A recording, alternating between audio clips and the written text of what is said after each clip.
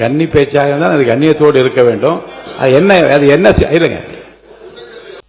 இந்த லைவுக்கு முன்னால அதுக்கு முன்னால இது மாதிரி பேசினாக்கா பேரவைத் தலைவர்கள் அறைக்கு சென்று டெக்ஸ்டை படிச்சுட்டு எதை நீக்கலாம் எதுன்ற நிலைமைன்றது ஏற்கனவே.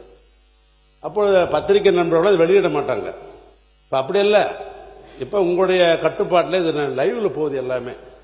உடனுக்குடன் அப்பயே தீர்வு கண்டால் தான் இதற்கு ஒரு முடிவு வரும் மொழியை நீங்க பின்னாலன்ற முறை கொஞ்சம் மாத்திக்கணும். நான் உங்களை ஆர்டர் போடுறதுக்கு எனக்கு அதிகாரம் இல்லை. ஏன்னா இந்த சட்டமன்றம் உங்களுடைய கட்டுப்பாடு தெரியும். தகவலா உங்களுக்கு நான் சொல்றேன்.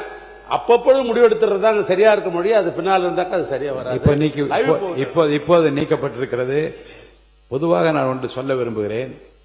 பேச வந்த உறுப்பினர் இந்த பக்கமாக இருந்தாலும் சரி, அந்த பக்கமாக இருந்தாலும் சரி, கண்ணியத்தோடையும் சட்டப்பேரவையில் என்னென்ன வார்த்தைகளை நான் பிரயோகிக்கணும் இந்த வார்த்தைகள் மட்டும் நீங்கள் தேர்ந்தெடுத்து வார்த்தை பிரவார்த்தை மற்றவர்களை புண்படுத்தாமல் என்று அவர்கள் சொன்னபடி இது லைவாக உலகம் முழுவதும் இன்றைக்கு பார்த்து கொண்டிருக்கிறது. யார் எப்படி என்று நன்கு அறிந்து கொள்ள மக்களும் விரும்புகிறார்கள். அந்த வகையில் அனைத்து உறுப்பினர்களும் அந்த கண்ணியத்தை கடைபிடிக்குமாறு நான் கேட்டுக்கொள்கிறேன். உறுப்பினர் தொடர்ந்து சுகுமார் பேசலாம். எங்களை பார்த்து சொன்னாரு அவர், நீங்க கூலா இருக்கீங்க உட்கார்ந்து இருக்கீங்க அப்படின்னாரு. எங்கள் மடியில் கனமில்லை, வழியில் பயமில்லை என்பதற்கேற்ப நாங்க மிகவும் கூலா தான் இருக்கோம். இன்னைக்கு மட்டும் இல்ல, இந்த 5 வருஷம் போய் மக்களை அடுத்த 5 வருஷம் தேர்தலை சந்திக்கும் போது நாங்கள் கூலா தான் இருப்போங்கிறத தெரிவிச்சுக்கிறோம். மற்றொரு உறுப்பினர் சொன்னார், எங்கள் முன்னாள் முதல்வர் எதிர்கட்சி தலைவர் பேரவைத் தலைவர் நேற்று என்னுடைய முன்னாள் அமைச்சர் பேசும்போது சொன்னார், கடந்த 5 வருடங்களாக தினமும் டென்ஷன் எங்களுக்கு என்று. அதை ரிப்ளை செய்யும் போது என்னுடைய நீர்வளத்துறை அமைச்சர்களும் அதே சொல்லியிருக்கிறார். நாங்களும் தினமும் நிம்மதியாக எங்களும் தங்களால் தூங்க முடியல, தினமும் எங்களுக்கும் நிமிஷம் டென்ஷனாக இருக்கிறோம் என்று அவரும் சொல்லியிருக்கிறார்.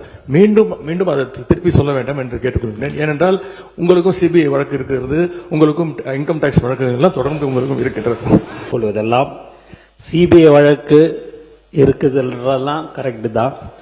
எங்களுடைய டென்ஷன், எங்களுடைய முதல்வர் தொகுதியில என்ன பிரச்சனை, மக்கள் பிரச்சனை இருக்குது, அது உடனுக்குடன் பாக்கறியான்னு கேட்டாருன்றதுக்கோசம்தான்